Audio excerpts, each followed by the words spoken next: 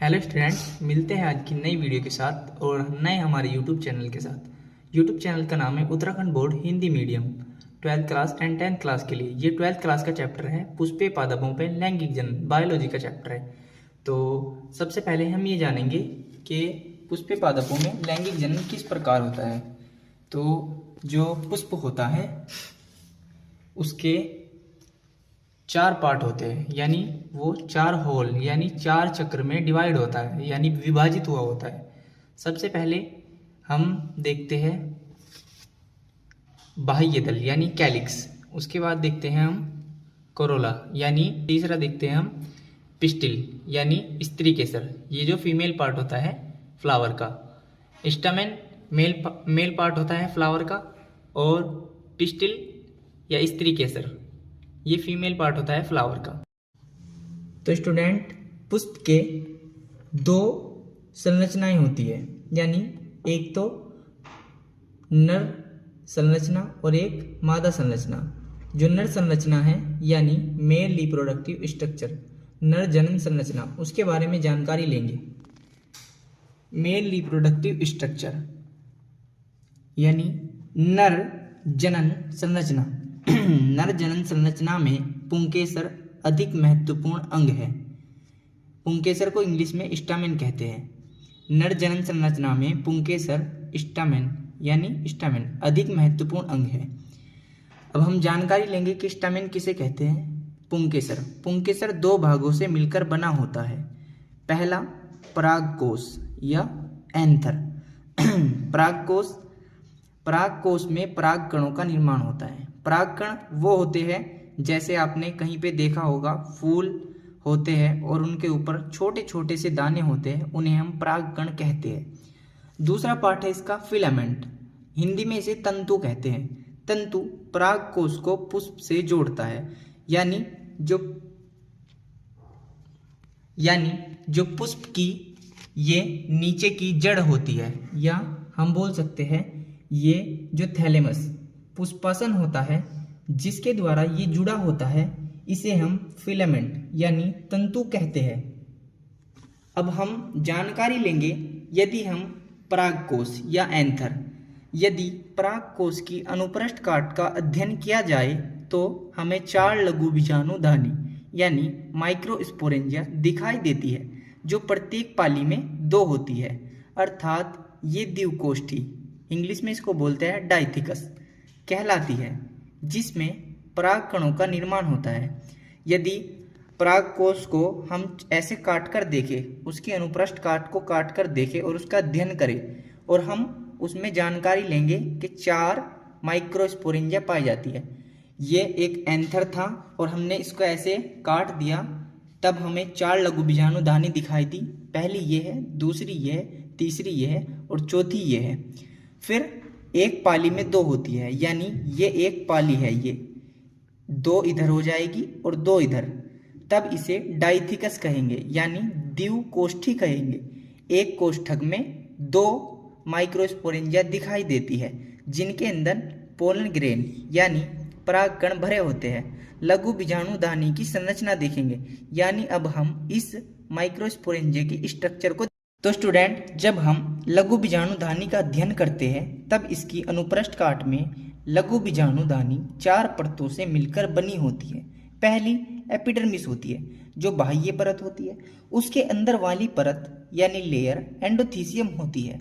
उसके अंदर वाली लेयर मिडल लेयर होती है, जो 2 या 3 लेयर होती है, या 2 से अधिक लेयर पाई जाती है। सबसे अंदर वाली परत लघु बीजाणुधानी की टैपिटम होती है। तो अब हम देखते हैं, जो लघु बीजाणुधानी में बीजाणुजन ऊतक होते हैं, जिसमें लघु बीजाणु मात्र कोशिका यानी माइक्रोस्पोरेंजियम मदर सेल्स MMC होती है। एपिडर्मिस, एंडोथीसियम, मिडल लेयर, यानी यहाँ पर बात हो रही है जो लघु बीजाणुधानी है उसकी जो 3 आउटर लेयर है, जो बाहर की परत है, एपिडर्मिस, एंडोथीसियम और मिडल लेयर, ये संरक्षण का कार्य करती है। संरक्षण यानी प्रोटेक्शन, किसी चीज को प्रोटेक्ट करना, किसी चीज की हिफाजत करना, उसको हम संरक्षण कहते हैं। तथा परागकोश स्फुटन बोलते हैं हम डाइसेंस को। डाइसेंस मतलब किसी चीज का फटना, और उसमें से वो चीज बाहर निकल जाना।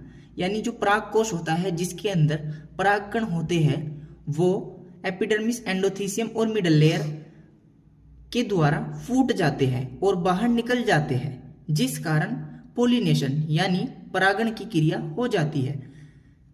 हम यहां से दोबारा रिपीट करेंगे ये point. Epidermis, endothecium, middle layer संरक्षण का कार्य करती है तथा परागकोश स्फुटन में मदद कर परागकण मुक्त कराती है।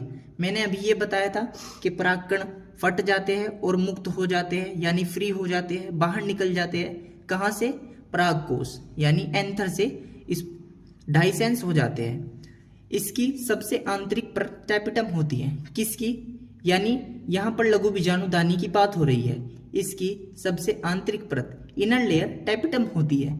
ये विकासशील परागकणों को पोषण देती है तथा टैपिटम की कोशिकाओं में सघन जीव द्रव्य यानी साइटोप्लाज्म से भरी होती है और सामान्यतः एक से अधिक केंद्रक होता है। टैपिटम के बारे में हम ये जानकारी लेते हैं। जो टैपिटम होती है वो एक तो इनर लेयर होती है यानी आंतरिक परत होती है। दूसरा, ये विकासशील परागकणों को पोषण देती है। तीसरा, टैपिटम की कोशिकाओं में साइटोप्लाज्म अधिक मात्रा में होता है। चौथा, इसमें जो सेल्स होती है उनमें मल्टीन्यूक्लिएट केंद्रक पाया जाता है, यानी एक से अधिक केंद्रक होते हैं। अब हम पढ़ेंगे स्पोरोजिनस टिश्यू, जो लघु बीजाणुधानी के अंदर आते हैं। बीजाणु जन ऊतक हिंदी में कहते हैं। जब एक परागकोश अपरिपक्व होता है, यानी कोई चीज अपरिपक्व का होना वो है जो चीज पूरी तरह से मैच्योर ना हो। हम बोल देते हैं कभी कि भाई अभी तू मैच्योर नहीं हुआ, तो हम अपने दोस्त को भी ऐसे बोल देते हैं। जब एक परागकोश किसे कहते हैं? अभी हमने बताया एंथर को परागकोश कहते हैं। अपरिपक्व होता है तब लघु बीजाणुधानी के केंद्र में सजातीय कोशिकाओं का समूह होता है जिसे बीजाणु जन ऊतक कहते हैं, जिससे एमएमसी का निर्माण होता है। एमएमसी की फुल फॉर्म है यहाँ पर microsporangium mother cell. Micro sporangium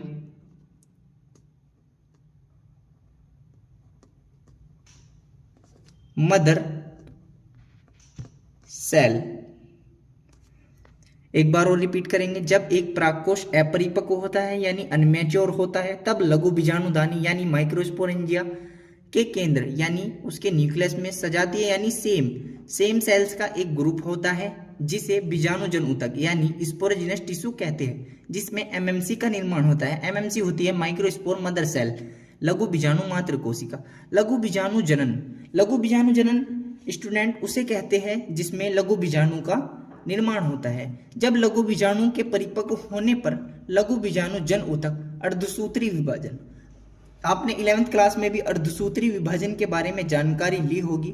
अर्धसूत्री विभाजन उसे कहते हैं जिसमें गुणसूत्रों की संख्या आधी हो जाती है, जिसे इंग्लिश में मियोसिस डिवीजन कहते हैं। अर्धसूत्री विभाजन द्वारा संख्या में वृद्धि करता है, इससे प्राप्त प्रत्येक डिप्लॉइड सेल यानी 2n सेल एमएमसी कहलाती है। अभी हमने यहाँ पर जानकारी ली, जो लघु बीजाणु जन ऊतक होते हैं उनमें अर्धसूत्री विभाजन द्वारा संख्या में वृद्धि होती है, जिससे प्राप्त प्रत्येक डिप्लॉइड सेल एमएमसी कहलाती है। यानी लघु बीजाणु मात्र कोशिका यानी माइक्रोस्पोर मदर सेल में मियोसिस डिवीजन के फलस्वरूप 4 लघु बीजाणुधानी का निर्माण होता है या 4 लघु बीजाणु का निर्माण होता है। लघु बीजाणु हम एक तरीके से माइक्रोस्पोर को बोल सकते हैं या एक तरीके से हम परागकण को ही लघु बीजाणु कह सकते हैं। जो 4 लघु बीजाणु जिनका निर्माण होता है वो आपस में जुड़े होते हैं, यानी टेट्राड के रूप में जुड़े होंगे।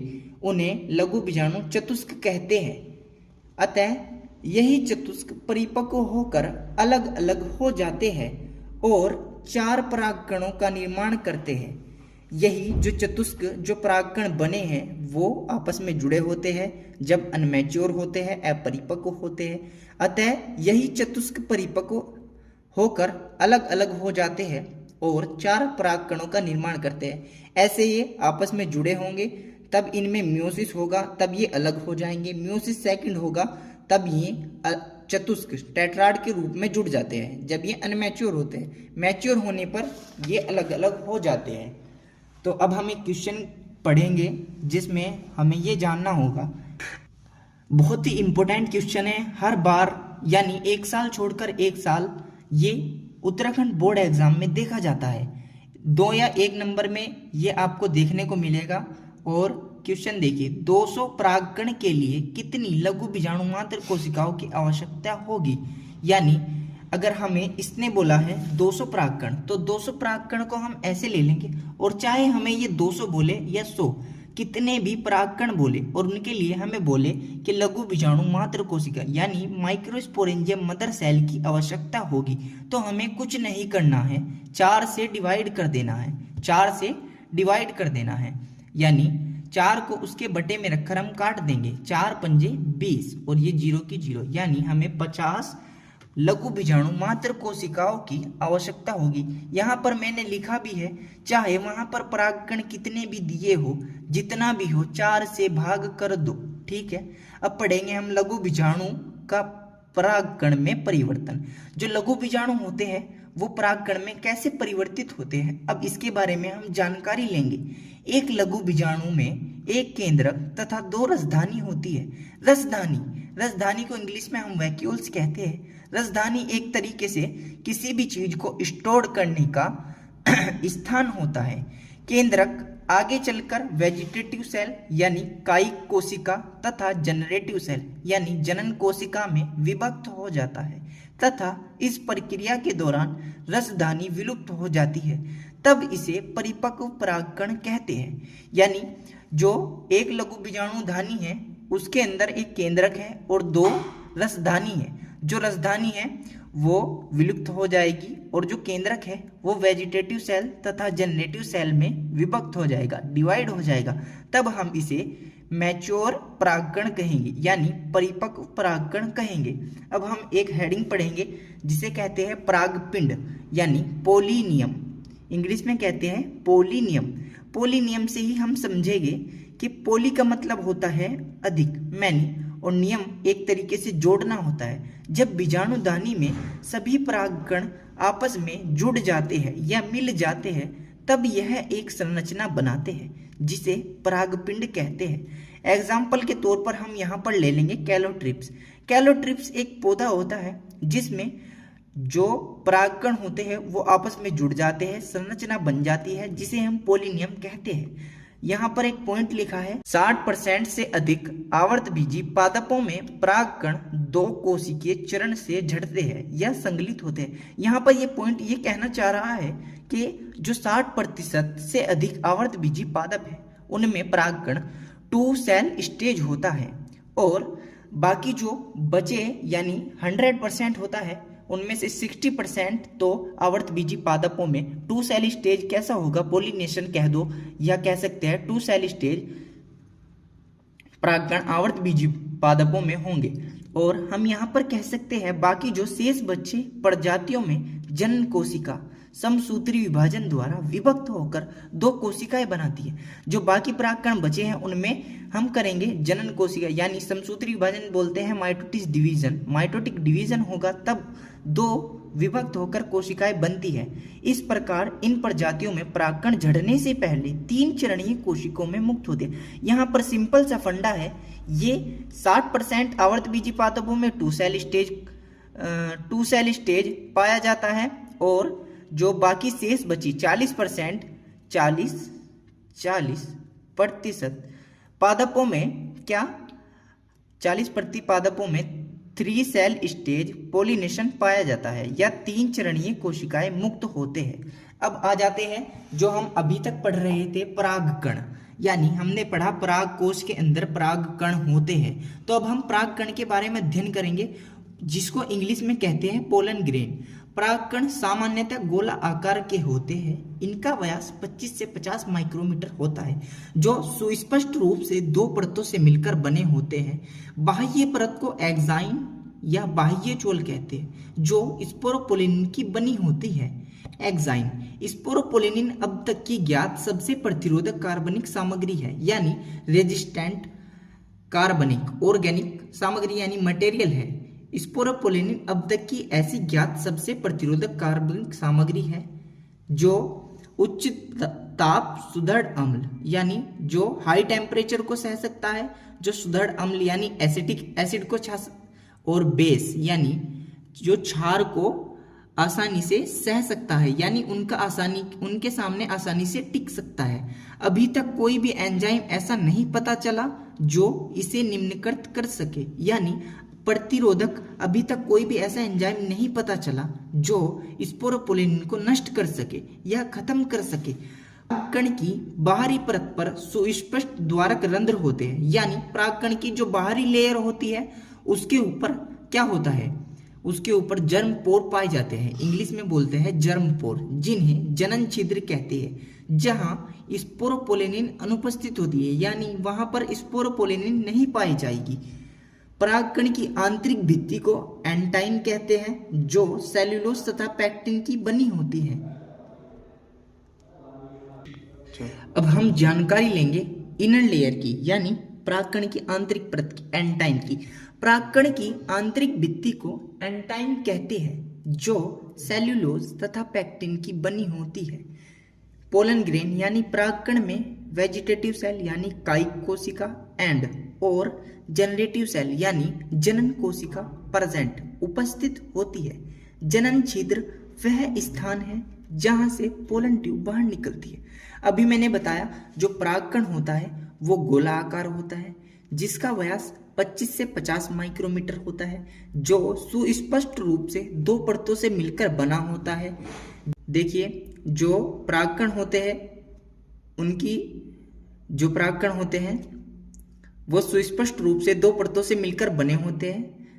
जो बाह्य परत होती है उसे एक्साइन कहते हैं, जो स्पोरोपोलिन की बनी होती है। स्पोरोपोलिन अभी तक की ज्ञात ऐसी सामग्री है, ऐसा रेजिस्टेंट मटेरियल है जो अभी तक किसी भी एंजाइम द्वारा नष्ट नहीं किया जा सका, जो एसिटिक एसिड और बेस हाई टेम्परेचर को सहन कर सकता है, इतनी कैपेसिटी इसके अंदर होती है।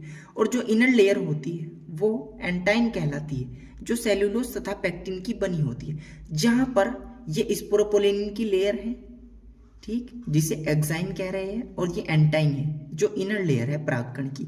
ये परागकण है, ये जर्मपोर है, जर्मपोर यानी यहाँ पर ये स्पोरोपोलिन अनुपस्थित होगी, यानी ये अब्सेंट होगी, और यहाँ से पोलन ट्यूब बाहर निकलेगी, जिसे हम जर्मपोर कहते हैं। जो परागकण होता है वो दो सेल में डिवाइड होता है, एक तो वेजिटेटिव सेल्स में, एक जनरेटिव सेल्स में। अब हम आगे पढ़ेंगे तो जो कायिक कोशिका यानी वेजिटेटिव सेल्स होती है वो जनन कोशिका से बड़ी होती है। हमने देखा जो परागकण होता है वो दो सेल में डिवाइड होता है, एक तो कायिक कोशिका में, एक जनन कोशिका में। जो कायिक कोशिका होती है वो जनन कोशिका से बड़ी होती है तथा जिसमें खाद्य भंडार यानी फूड स्टोर्ड मटेरियल तथा एक विशाल अनियमित आकृति का केंद्रक होता है। यहाँ पर पॉइंट ये कह रहा है जो कायिक कोशिका होती है वो जनन कोशिका से बड़ी होती है तथा जिसमें फूड स्टोर्ड मटेरियल होता है और एक इरेगुलर शेप वाला न्यूक्लियस होता है। आगे पॉइंट देखेंगे। अनेक प्रजातियों के परागकण कुछ लोगों में गंभीर एलर्जी एवं श्वसन विकार पैदा करते हैं, जो अन्य प्रजातियों के यानी बहुत ऐसे परागकण हैं। यहाँ पर इसका सबसे मोस्ट इम्पोर्टेंट देखेंगे हम एग्जाम्पल, जो होता है पार्थेनियम यानी ग्रासिस, जो गेहूं के साथ अमेरिका से आ गई थी। जब ट्रांसपोर्ट होता है सामान एक देश से दूसरे देश में, तब वहां से अमेरिका से गेहूं आ रहे थे, तब उनके द्वारा गेहूंों में पार्थेनियम ग्रासिस आ गई थी, जिसमें पोलन ग्रेन एलर्जी हो गई थी, जिससे लोगों को और श्वसन विकार पैदा हो गए थे। जैसे भारत में गेहूं के साथ गाजर घास यानी उसी को बोलते हैं पार्थेनियम उपस्थिति सर्वव्यापक हो गई है, जो परागकण एलर्जी है। यहाँ पर पॉइंट यह है पार्थेनियम ग्रास अमेरिका से आई थी। किस दौरान आई थी? जब गेहूं का ट्रांसपोर्ट हो रहा था, गेहूं अमेरिका से इंडिया में आ रहे थे। अब हम पॉइंट पढ़ेंगे। परागकण पोषणों से भरपूर होते, जो पश्चिमी देशों में टैबलेट एवं सिरप के रूप में सिरप बोलते हैं हम, जो खांसी की शीशी होती है उसको सिरप बोलते हैं। सिरप के रूप में बाजारों में प्रेजेंट होते हैं, जो खिलाड़ियों एवं घोड़ों की कार्य क्षमता में वृद्धि करती है। यानी परागकण पोषणों से भरपूर होते हैं, इनमें न्यूट्रिशन होता है, जो पश्चिमी देशों में टैबलेट और सिरप के रूप में बाजारों में प्रेजेंट होते हैं, तथा खिलाड़ी भी आजकल इन्हें यूज कर रहे हैं। और जो घोड़े होते हैं रेस में दौड़ने वाले, उन्हें भी इस यानी परागकण दिए जा रहे हैं, इनसे उनकी कार्य क्षमता बढ़ जाती है। अब देखेंगे परागकण जब एक बार झड़ते हैं, यानी जब परागकोश से परागकण एक बार झड़ते हैं तो अपनी जीवन क्षमता खोने से पहले वर्तिकाग्र पर गिरते हैं। अभी हमने पढ़ा था जो परागकण होते हैं वो परागकोश से निकलते हैं, और यहाँ पर हम देखेंगे यहाँ पर है एंथर यानी परागकोश, यहाँ से ये पोलन ग्रेन है, और ये पोलन ग्रेन जब निकलेंगे, जब झड़ेंगे पहली बार, तो ये झड़ने से पहले स्टिग्मा यानी वर्तिकाग्र पर गिरेंगे, और जब ये वर्तिकाग्र पर झड़ेंगे, जहां आवश्यकता होती है वहां ये निषेचन करते हैं। यानी अगर इन्हें आवश्यकता हुई, किन्हें पोलन ग्रेन को आवश्यकता हुई, तो ये फर्टिलाइज करेंगे, वरना ये ऐसे ही बेकार नष्ट हो जाएंगे। आगे देखते हैं परागकण की जीवन क्षमता कितने समय तक रहती है। हमने अभी पढ़ा जो धान होता है यानी गेहूं, और धान हम चावल को भी बोल देते हैं, धान में बहुत सारी चीज आ जाती है, एवं गेहूं में परागकण अपनी जीवन क्षमता 30 मिनट में ही खो देते हैं। यहाँ पर एक क्वेश्चन लिखा है, मोस्ट इंपोर्टेंट क्वेश्चन है, ये बार बार board exam, Uttarakhand board exam में पूछे जाने वाला क्वेश्चन है। वो कौन से परागकण हैं जिनमें जीवन क्षमता महीनों से अधिक होती है।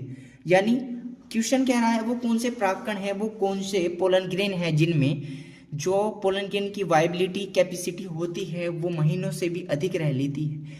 रोजेसी यानी ये एक फैमिली का नाम है, जिसमें हम रोज यानी फूल वाली फैमिली होती है, और लेग्यूमिनेसी का मतलब होता है जो गेहूं वाली फैमिली होती है, तथा सोलेनेसी बोल देते हैं हम आलू वाली फैमिली को। तथा कुछ सदस्यों में परागकणों की जीवन क्षमता महीनों तक बनी रहती है। क्वेश्चन को एक बार और पढ़ लेते हैं, रिपीट कर लेते हैं। वो कौन से परागकण है जिनमें जीवन क्षमता महीनों से अधिक होती है, तो यहाँ पर आंसर में लिखा है रोजेसी, लेग्यूमिनेसी तथा सोलेनेसी। कुछ सदस्यों में परागकण की क्षमता महीनों तक बनी रहती है। ठीक है, तो स्टूडेंट आज हमने मेल रिप्रोडक्टिव स्ट्रक्चर यानी फ्लावर का यानी पुष्प का हमने नर जनन संरचना समाप्त कर दिया है। कल के नए लेक्चर के साथ मिलेंगे, नई वीडियो के साथ मिलेंगे, जिसमें हम मादा जनन संरचना पढ़ेंगे। यहाँ पर हम पढ़ेंगे स्त्री केसर पिस्टिल के बारे में, जिसके 3 पार्ट है, स्टाइल, ओवरी और स्टिग्मा। हम इसके बारे में जानकारी लेंगे। आज के लिए इतना ही, मिलते हैं कल की न्यू वीडियो के साथ। आई होप, उम्मीद करता हूँ आपको वीडियो अच्छी लगी होगी और आपके लिए बेनिफिटली होगी। प्रॉफिट उठाए, जितना भी हो सके फायदा उठाए, अपने दोस्तों को शेयर करें, और चैनल के साथ नए हैं तो चैनल को सब्सक्राइब करें। थैंक यू, धन्यवाद।